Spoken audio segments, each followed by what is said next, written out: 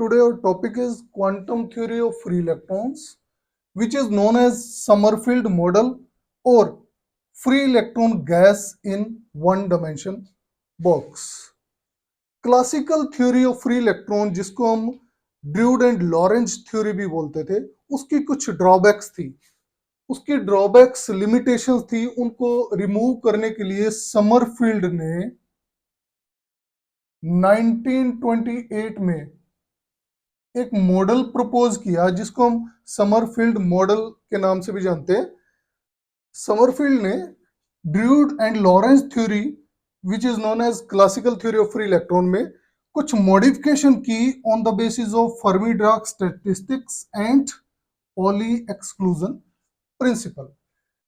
Druid and Lorentz ने Maxwell Boltzmann statistic use किया था। Okay, according to this statistic all the electrons gain energy. अगर सारे के सारे इलेक्ट्रॉन्स एनर्जी एब्जॉर्ब करते हैं, एनर्जी गेन करते हैं, तो कुछ क्वांटिटीज हैं जैसे स्पेसिफिक हीट और पैरामैग्नेटिक ससेप्टिबिलिटी, इनकी वैल्यू जो है वो प्रिडिक्टेड वैल्यू से बहुत ज्यादा आती है, बहुत लार्ज होती है। लेकिन अगर फर्मी-डिराक स्टैटिस्टिक यूज करते हैं तो इन्होंने कहा कि only 1%, only about 1% electron gain energy, absorb energy. सिर्फ 1% इलेक्ट्रॉन्स, लगभग 1% इलेक्ट्रॉन एनर्जी गेन करेंगे। और जो ये क्वांटिटीज हैं, इस तरह की क्वांटिटीज हमारी है, these are in better agreement with experimental value. जो ये क्वांटिटीज अब यहां से हमारी आएंगी, ऑब्जर्व होके आएंगी, तो जो एक्चुअल वैल्यू होती है, इनकी एक्सपेरिमेंटल वैल्यू होती है, उसके साथ ये मैच करेंगी। समरफील्ड ने ड्रूड और लॉरेंज थ्योरी की जो बेसिक एजम्पशंस थी,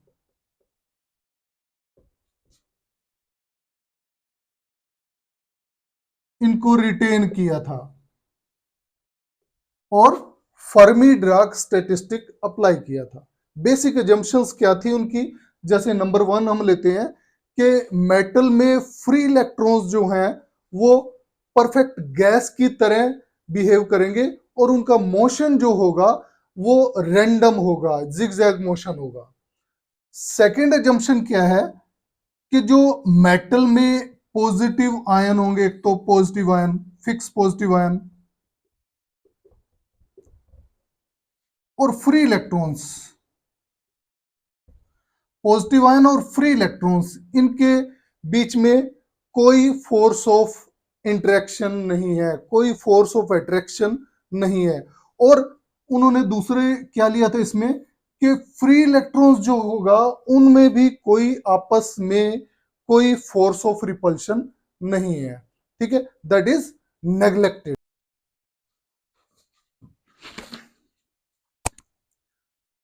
समरफील्ड ने अपनी थ्योरी में फ्री इलेक्ट्रॉन को एक वन डायमेंशनल बॉक्स के अंदर रखा। ये वन डायमेंशनल बॉक्स है जिसकी लेंथ L है।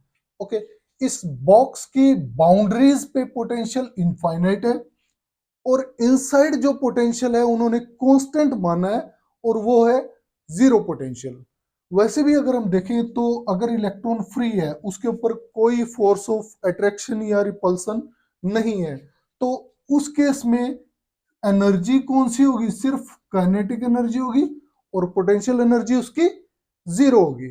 सो Sommerfeld theory gives the information of all possible electronic energy states and distribution of electrons in these states by considering the free electron gas in one dimensional box।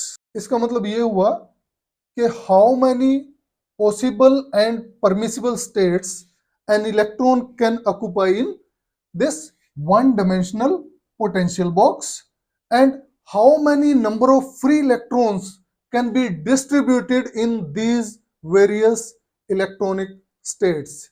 यानी इस one dimensional potential box में कितनी possible और permissible energy states होंगी और उन energy states में कितने नंबर ऑफ इलेक्ट्रॉन्स जो हैं वो डिस्ट्रीब्यूटेड होंगे।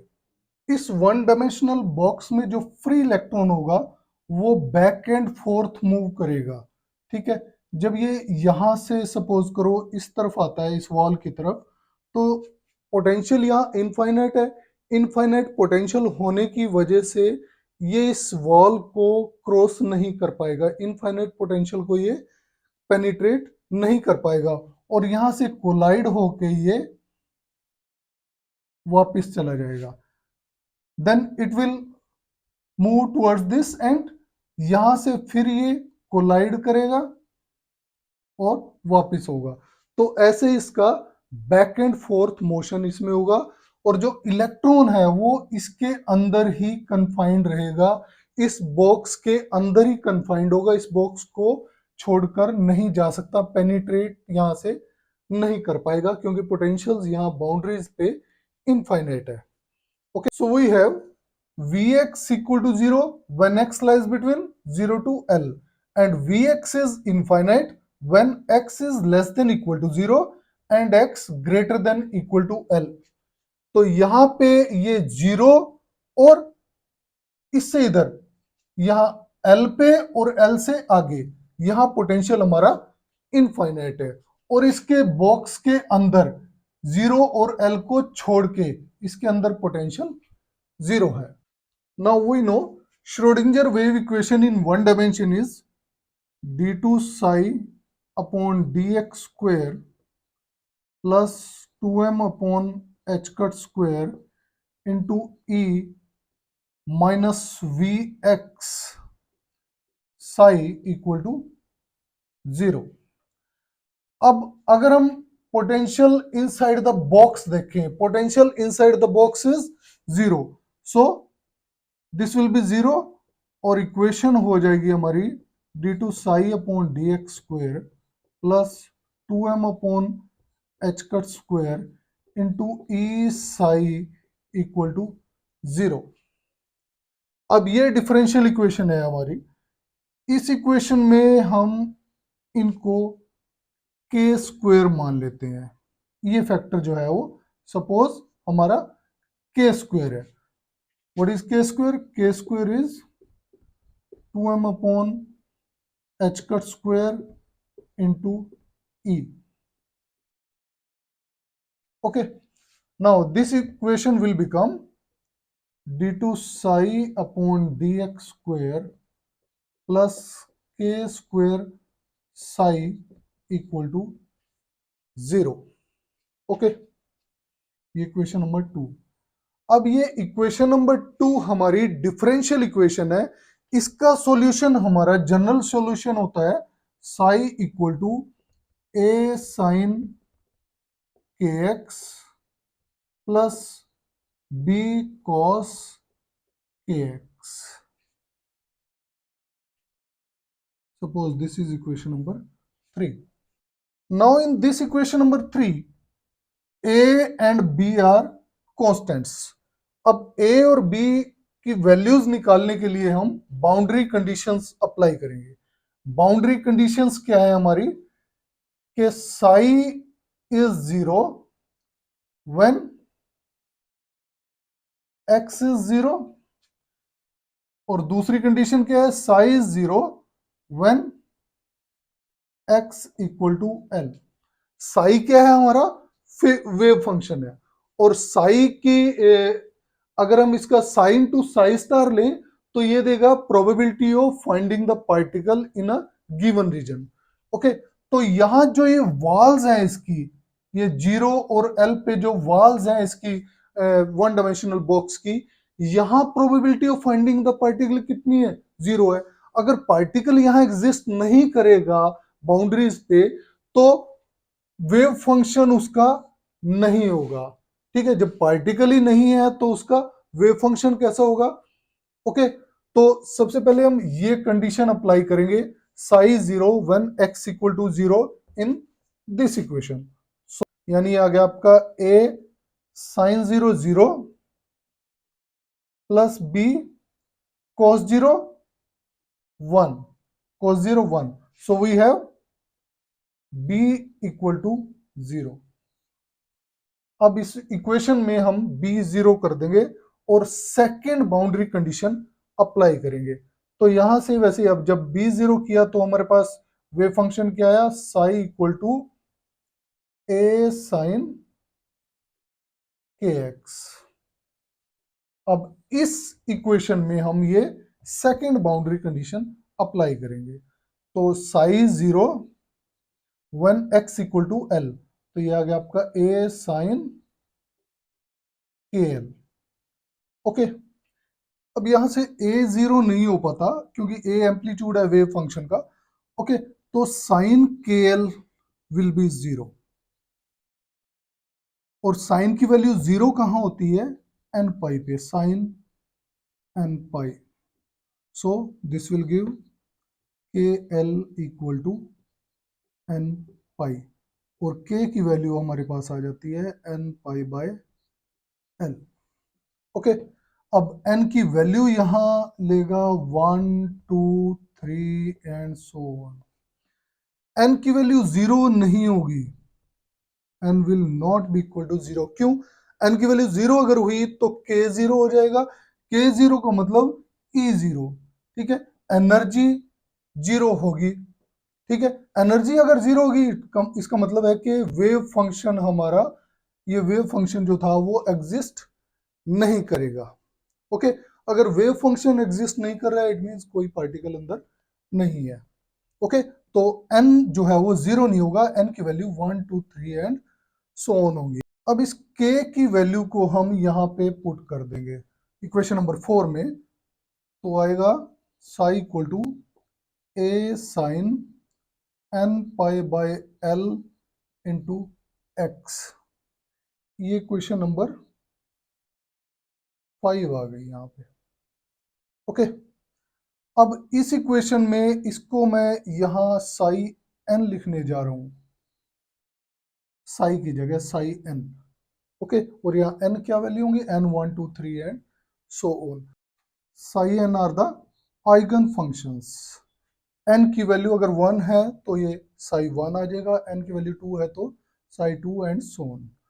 ओके, अब इस इक्वेशन में अगर हम k की वैल्यू पुट कर दें इक्वेशन नंबर 1 में, इक्वेशन नंबर 1 से E क्या आता है हमारे पास, E equal to h cut square k square upon 2m।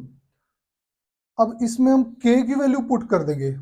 Okay, तो आएगा H cut square, k square की जगह n square pi square upon l square into 2m। अब यहां पे भी मैं E की जगह ई एन लिख देता हूं, तो E n will be equal to n square pi square h cut square upon 2m l square. ये इक्वेशन नंबर 6 आ जाती है, and these are called eigen values corresponding to wave function psi n. Eigen values corresponding to wave function psi n, और n की value again हमारे पास 1 2 3 and so on. इस equation number 6 में हम एच कट की जगह h अपॉन 2 पाई put कर देंगे, एच कट की जगह h अपॉन 2 पाई, तो ई एन हमारे पास आएगा, E n equal to n square pi square h square upon 2m l square, और ये 2 पाई की जगह 2 पाई स्क्वेयर हो जाएगा तो 4 पाई स्क्वेयर, पाई स्क्वेयर से पाई स्क्वेयर कैंसल, तो ये आएगा h square upon 2m into n upon 2l whole square, n upon 2l whole square. तो ये हमारी ई एन की वैल्यू आ गई, आइगन वैल्यूज आ गई, h square upon 2m n upon 2l whole square. अब अगर हम इन आइगन वैल्यूज को n के साथ प्लॉट करें, n को हम यहाँ प्रिंसिपल क्वांटम नंबर भी बोलेंगे, n E n versus n का अगर प्लॉट यहाँ करें, हम प्लॉट करते हैं इसको, तो ये n and these are E n in the units of h square upon 2m into 1/2l whole square, इसकी यूनिट में। तो ये ग्राफ हमारे पास इस तरह से आएगा। यहाँ पे हम देख सकते हैं वैसे जो आइगन वैल्यूज हैं वो n के स्क्वायर से वेरी करते हैं। These varies as square of n। तो यहां से E1 जो आती है हमारी, E1 equal to h square upon 2m and 1/2l whole square. इसको हम बोलते हैं 0 point energy of the system.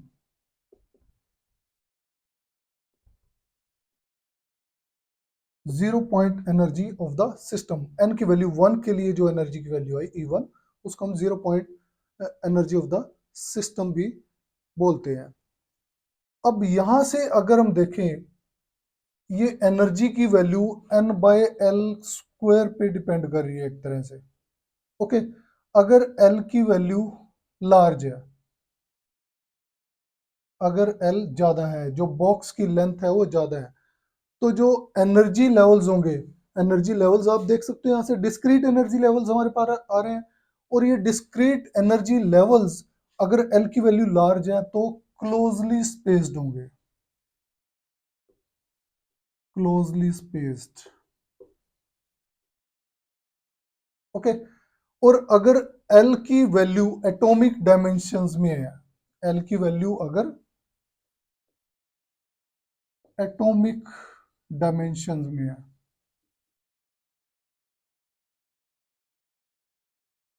तो जो स्पेसिंग होगी वो एप्रिशिएबल होगी। जो डिस्क्रीट एनर्जी लेवल्स के बीच में स्पेसिंग आएगी हमारे पास, दैट विल बी एप्रिशिएबल।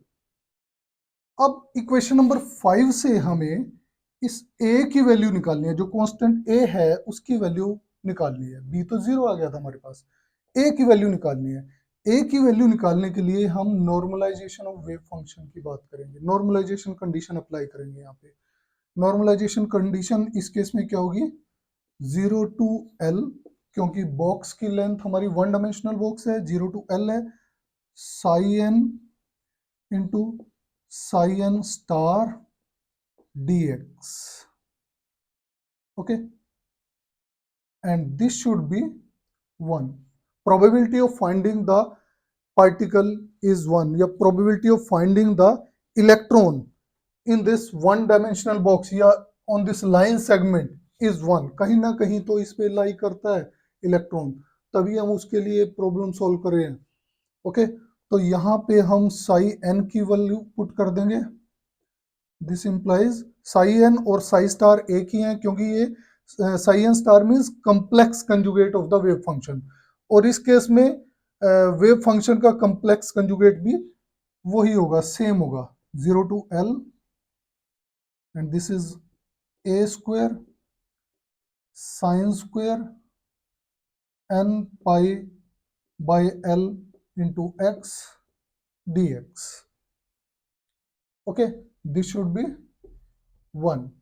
अब इस इंटीग्रेशन को सॉल्व करने के लिए हम साइन स्क्वायर थीटा को 1 minus cos 2 theta by 2 put कर देंगे। अब इस इक्वेशन में हमने साइन स्क्वायर थीटा की वैल्यू पुट कर दी, तो हमारे पास आया 1 minus cos 2 n pi x upon l by 2 a square d x equal to 1। अब इस इक्वेशन को मैं यहाँ ले आता हूँ ऊपर, we have a square, integrate कर देते हैं इसको, ए स्क्वायर बाई 2, ये 2 मैं यहाँ बाहर ले आया। ओके, इंटीग्रेशन 1 की इंटीग्रेशन होगी आपकी x, और इस कोस की आ गई integration sign 2 n pi x upon L, upon में 2n पाई x अपॉन l, और ये लिमिट आ गई आपकी 0 to l and this is equal to 1। Okay, अब ये जो सेकंड आपकी टर्म है, सेकंड इसमें टर्म आएगी, जब इसमें 0 और l को पुट करेंगे, ये लिमिट्स पुट करेंगे, तो ये 0 ही आएगी हमारे पास। ओके, तो यहां से आ जाता है a²/2, फर्स्ट में लिमिट पुट करेंगे, x की जगह ये l आ जाएगा, this will be equal to 1 and this implies a² equal to 2/l और a इक्वल टू √2/l। ये हमारी a जो कांस्टेंट हमें यहाँ चाहिए था उसकी वैल्यू आ गई √2/l। अब इसकी वैल्यू हम इस इक्वेशन में पुट कर देंगे, इक्वेशन नंबर 5 में। तो psi n equal to √2/l sine n pi x upon l, ये हमारा आइगन फंक्शन आ गया with the value of this constant. अब मैं आपको एनर्जी आइगन वैल्यूज और उसके कोरस्पोंडिंग जो आइगन फंक्शंस है वो यहाँ पे प्लॉट करके या रिप्रेजेंट करके दिखाऊंगा। ये आपका n है, principal quantum number, n equal to 1 के कोरस्पोंडिंग एनर्जी E1 है, और E1 है हमारी h²/2m into 1/2l whole square. Okay, और ये होती है हमारी 0 पॉइंट एनर्जी भी बोलते हैं हम इसको। तो E2 कितनी आएगी? E2 will be 4E1 and E3 will be 9E1।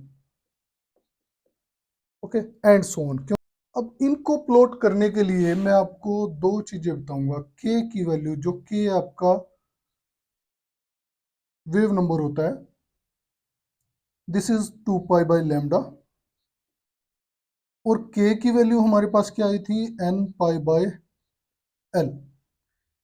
ठीक है, इन दोनों को कंपेयर करें अगर हम, तो nπ/l इक्वल टू 2π/λ, पाई से पाई कैंसल, और ये आ जाएगा आपके पास nλ equal to 2l। Okay, यानी लैम्डा इक्वल टू 2l/n हम यहाँ पे ले सकते हैं। ठीक है, लैम्डा इक्वल टू 2l/n यहाँ लिख दो। ओके, तो जब यहाँ पे n की वैल्यू 1 है तो लैम्डा वेवलेंथ कितनी होगी? 2l। वेवलेंथ यानी ट्वाइस होगी इस बॉक्स की लेंथ के, तो आपकी वेव कैसी बनेगी? ये वेव आएगी।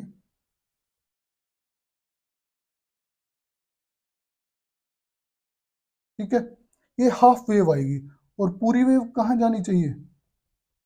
ये यहाँ कंप्लीट होनी चाहिए। तो इस बॉक्स में कितनी आपको दिखाई देगी? सिर्फ इतना पार्ट आपको दिखाई देगा। ओके, जब n की वैल्यू 2 है या n2 है तो लैम्डा कितना होगा? लैम्डा विल बी l, यानी जो वेव है वो इस बॉक्स में एक साइकिल इसका कंप्लीट हो जाएगा। तो हम यहाँ से दिखा सकते हैं इसको, ये एक साइकिल इसका आ गया, यानी वेवलेंथ इसमें बॉक्स में आ गई। जब n की वैल्यू 3 है ऐसी, तो आपकी वेव जो आएगी, एक कंप्लीट वेव और एक इसका पार्ट ये हाफ। ठीक है, ये n इक्वल टू 3 के corresponding I. So this was all about quantum theory of free electron, या समरफील्ड मॉडल भी जिसको बोलते हैं, या free electron gas in one dimension. Thank you.